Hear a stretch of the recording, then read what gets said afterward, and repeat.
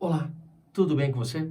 Eu sou o Fábio, meu apelido é Monstro, e na aula de hoje eu quero falar com você sobre os diferentes regimes fluviais e os diferentes tipos de drenagens fluviais, drenagem dos rios. Veja, quando nós falamos de regime fluvial, é basicamente qual a origem das águas que alimentam os rios, qual a origem das águas que abastecem os rios. Assim como, quando nos referimos à drenagem dos rios, a drenagem fluvial, nós estamos falando sobre o destino, ou seja, para onde vai, para onde é escoada a água dos rios. Bem simples, é só isso. Então são diferentes formas de classificação dos rios, tá bom?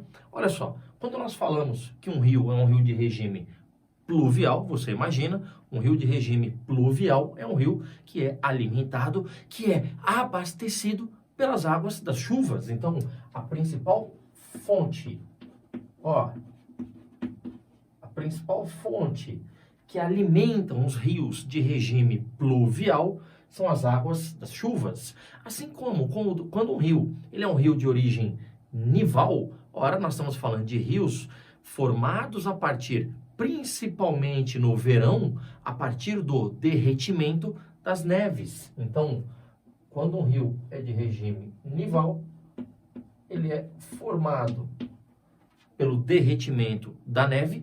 E quando nós temos um rio de origem ou de regime glacial, é aquele rio que é alimentado pelas águas oriundas do derretimento dos glaciares ou das geleiras, né? Então, quando as geleiras elas se deslocam em vales congelados, aqueles grandes glaciares em grandes latitudes se deslocam em áreas de vales congelados. Esse deslocamento não só gera a erosão glacial, a destruição da rocha a partir do gelo, mas também gera um processo de derretimento, né?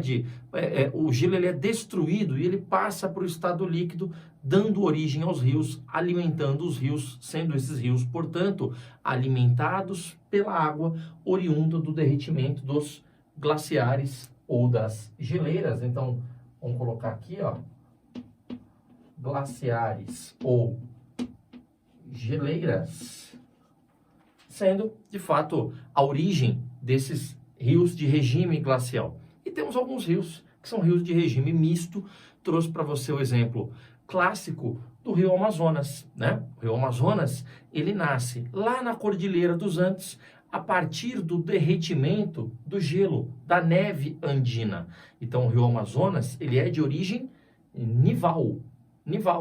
Porém, a maior parte das águas do Rio Amazonas são águas provenientes do clima equatorial úmido que caracteriza a Amazônia, são provenientes das chuvas torrenciais intensas que marcam o ambiente amazônico. Então, o Rio Amazonas ele é um rio de regime misto, ou seja, ele é alimentado pela neve andina e pelas chuvas que despencam em grande quantidade na região. É um rio de regime nival, mas principalmente pluvial, tá bom? Outro conceito, outra forma de classificação dos rios é a chamada classificação por drenagem. É o destino das águas. Basicamente, o destino das águas do rio, ela é definida pelo curso, pelo desenho do leito fluvial. Então, quando um rio ele despeja suas águas para fora do continente, diretamente para os mares e oceanos, você fala que esse rio tem uma drenagem exorreica. Exo, ó, de exterior. Então, uma drenagem exorreica, a maior parte dos rios no Brasil são exorreicos. Você está falando de um rio que tem uma drenagem que envia suas águas para fora da porção continental, que despeja suas águas diretamente nos mares e oceanos. Quando a drenagem é endorreica, está associado a interno. É rio que corre internamente, é rio que corre para dentro do continente, é rio que corre para o interior do continente. Então, você está falando de um rio que vai desaguar em outro rio, correndo sentido interior, ou vai desaguar, por exemplo, num lago ou no mar interior. É o caso clássico do principal rio paulista, o Rio Tietê. Se você olhar no mapa do estado de São Paulo, o Rio Tietê, que é o principal rio paulista, o Rio Tietê ele nasce na Serra do Mar, bem pertinho do litoral. ali a pouco mais de 20 quilômetros do litoral, nasce muito próximo ao litoral. Mas o rio Tietê, ele nasce nas costas da Serra do Mar.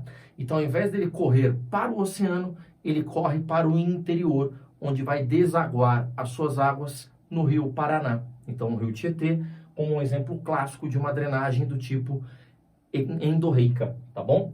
A drenagem arreica, ela está associada a ambientes secos, ela está associada a climas áridos e semiáridos, ou seja, nesse caso, o destino das águas é a atmosfera.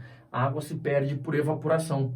Se na exorreica, a água é despejada para fora do continente, nos oceanos. Na endorreica, as águas dos rios, elas correm para o interior. Na drenagem arreica, a água dos rios, ela evapora devido à aridez, devido à condição de seca nesses ambientes. Em alguns casos, ela até infiltra na terra, repito, por conta das condições extremas de seca, por conta do quadro de déficit hídrico. E o último tipo de drenagem, para você marcar aí, ó, é a drenagem do tipo criptorreica. São aqueles rios que desaparecem na paisagem, geralmente em sumidouros, né? Eles mergulham numa estrutura rochosa. Você olha no mapa o rio, ele de repente ele desaparece no meio do caminho. São rios que mergulham em sumidouros e terminam os seus trajetos em grutas, em cavernas. São chamados rios subterrâneos. É muito comum, né? Aqueles fluxos de águas subterrâneas naqueles ambientes de cavernas. Isso é muito comum nos chamados ambientes kársticos, né? São rochas carbonatadas, como por exemplo o calcário, que são rochas facilmente susceptíveis à ação da água, à ação do intemperismo químico, né? A água ela entra nessas estruturas calcárias e dilui esse tipo de rocha com muita facilidade, abrindo fendas na rocha, e esses fluxos de águas subterrâneas é uma drenagem do tipo criptorreica, tá bom? É isso. Muito obrigado, espero que você tenha entendido, que você tenha aprendido. Faça a leitura, faça exercícios. Um beijo a todos vocês. Tchau!